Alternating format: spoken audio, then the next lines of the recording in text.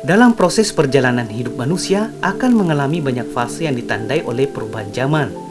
Perubahan zaman itu merupakan sebuah revolusi yang menggerakkan irama waktu untuk mendukung setiap kebutuhan manusia di setiap revolusi ini. Revolusi transportasi misalnya, dahulu manusia bergerak dan berpindah tempat tak membutuhkan bantuan apapun yang hanya mengandalkan kekuatan kaki. Mereka menjalani hidup berpindah-pindah dengan berjalan kaki hingga ribuan mil jauhnya dalam memenuhi kebutuhan hidupnya. Dari berjalan kaki, manusia berevolusi memanfaatkan hewan sebagai tunggangan agar bisa berpindah tempat, seperti kuda, unta, keledai, dan gajah. Hewan-hewan tunggangan ini selain digunakan sebagai pemenuhan transportasi, juga dimanfaatkan untuk berburu hewan lainnya. Manusia yang tak pernah puas dalam memanfaatkan apa yang telah dimilikinya, lalu mengembangkan pengetahuan transportasinya dengan menambah alat pada hewan tunggangan, agar proses berpindah tempatnya bisa lebih mudah dan praktis. Seperti lahirlah kereta yang digerakkan oleh hewan kayak kuda, pedati, dan bendi.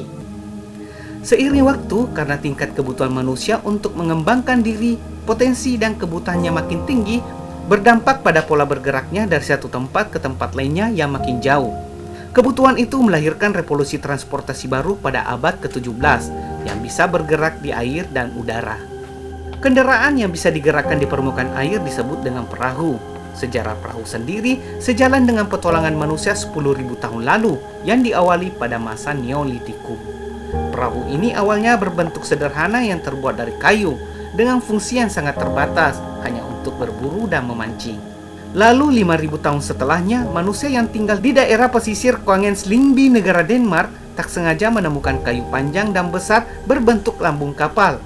Dari ide inilah ukuran perahu secara bertahap ditingkatkan menjadi lebih luas dan besar, yang saat ini mirip dengan kapal kerajinan kayu. Untuk menentukan arah pada masa itu, perahu berlayar tidak jauh dari benua dan daratan terdekatnya. Manusia mengandalkan bintang sebagai alat bantu navigasi. Dari bintang berkembang menggunakan kompas dan peta. Lalu menjelang abad ke-20, dengan ditemukannya jam pasir oleh suku Arab, ikut serta membantu proses navigasi. Apalagi sejak lahirnya telegraf dengan kode Morse-nya yang ditemukan oleh Samuel Morse, dan lahirnya radio menggunakan pancaran gelombang frekuensi oleh Marconi, peranan navigasi makin berkembang. Makin canggihnya navigasi sebagai alat bantu berlayar melahirkan revolusi transportasi lebih maju dan modern, yang membawa perubahan pada bentuk kapal dan bahannya. Kapal yang terbuat dari besi pun mulai diproduksi beberapa abad setelahnya, apalagi setelah teknologi sonar dan pendeteksi radar mulai dikenal. Satuan kecepatan perahu pun dihitung berdasarkan knot. Satu knot kecepatan kapal sama dengan 1,85200 km per jam.